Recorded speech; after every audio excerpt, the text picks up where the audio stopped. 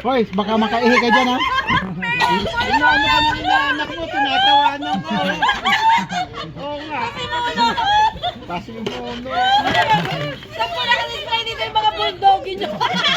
Ngayon mula si Sana pag tumatawa eh. Sa pet shop. Wala po kami pakain ng aso dito. Iniisip ko anong lahing makakaintindi. Sige pagkalisip pa naman. Sabi niya. Paano?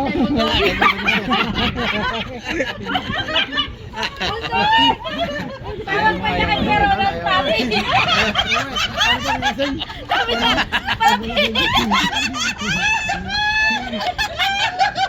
Mahilig pala sa pet shop. Sabi ng kawit bayang, ingay nyo. Sabi niya, papi, bilisan mo.